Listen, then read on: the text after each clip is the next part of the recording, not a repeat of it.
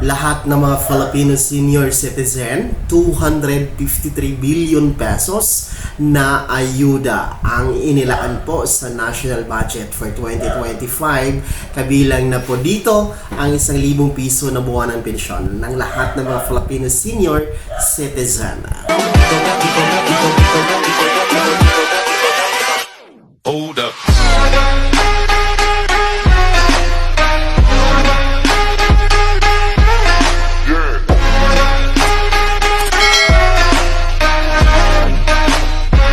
Hello mga ka-vlogs! Welcome dito sa aking YouTube channel. Magandang araw po sa lahat ng mga manonood. Saan po kayong dako sa mundo?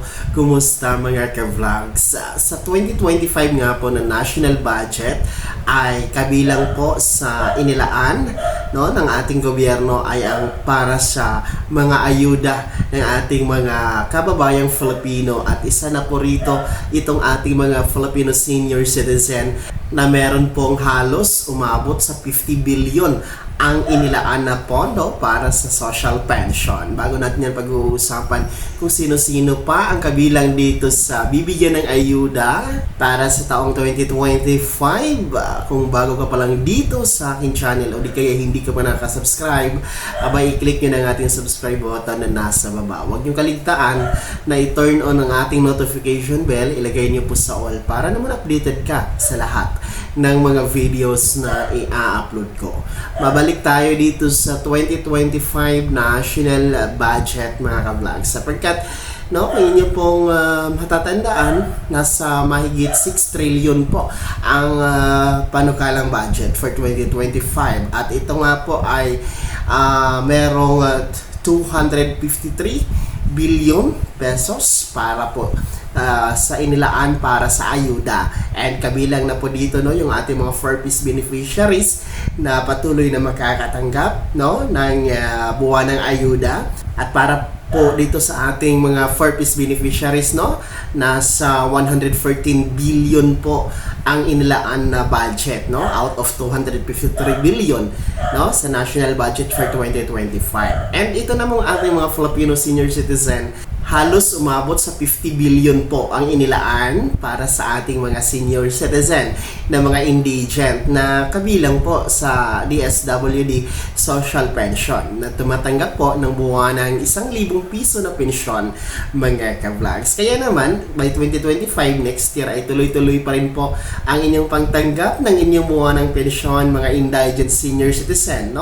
Ang beneficiaries nito ay nasa mahigit 4 million na mga indigent senior citizen. Ito talaga ay nilaan ng pamahalaan para po tuloy-tuloy din po ang pagtanggap ng buwan ng pensyon by 2025 para po sa inyong mga pangangailangan. Hindi po maputol ang inyong pensyon para ma-provide niyo ang inyong mga pangangailangan gaya ng pagkain at gamot o pagpapagamot.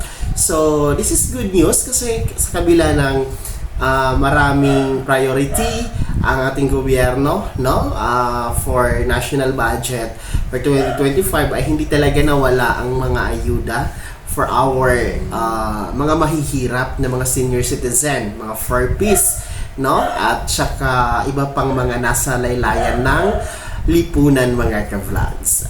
Kaya naman mga DSWD social pension beneficiaries, this is good news for you, and i-maintain nyo lamang po yung inyong status, yung inyong pagiging beneficiaryo sa social pension.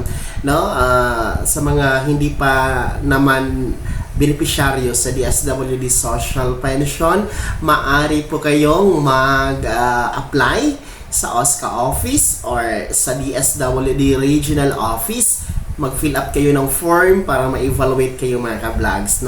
Ang criteria po para mapasama dito sa DSWD social pension ay yung merong karamdaman, walang pambili ng gamot, mga bedridden, may mga kapansanan, walang nagbibigay na sustento mula sa pamilya, walang mapagkukunan na resource para sa pang-araw-araw na pangangailangan, walang natatanggap na suporta or pera buwan-buwan mula sa anak or kamag-anak mga ka-vlog. So, yun po yung criteria sa ating DSWD social pension. No? Kung kabilang po kayo doon, ay mag-apply po kayo sa OSCA office na nasa LGU nyo o di kagay sa DSWD regional office mga ka-vlogs, no? Para ma-evaluate nga po kayo. No? Kasi merong evaluation to make sure na qualified talaga kayo, dapat na mapasok dito sa DSWD Social Pension. So ayun ha, for 2025 national budget, nasa 253 billion po ang inilaan para sa ayuda.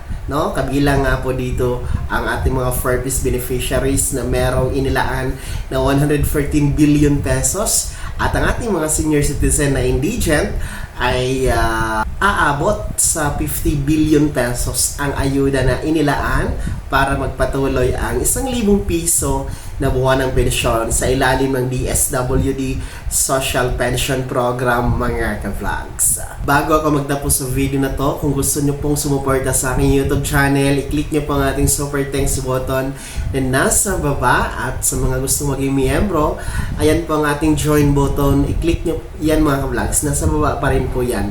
So maraming salamat sa mga mag-a-avail dyan. Sana'y naging gabay ang video na to kahit paano nabigyan tayo ng paalala, mga update sa mga bagay-bagay na may kinalaman po sa benepisyo ng pagiging Filipino senior citizen. Kung hindi ka pa nakasubscribe dito sa aking YouTube channel, maaari nyo nang i-click ang ating subscribe button na nasa baba. Huwag nyo kaligtaan na i-turn on ang notification bell. Ilagay nyo po sa all para updated kayo sa lahat ng mga videos na i-upload ko. Maaari mo ding i-like ang video na to at kung meron ka pang mga katanungan, maaari nyo i-komento sa comment section na nasa baba. At paki-follow na din po ang aking official Facebook page na nasa screen niyo. Muli po, ako si Daniel Timpawa na nagsasabing dito sa aking YouTube channel, pawang katotohanan at lahat totoo lamang.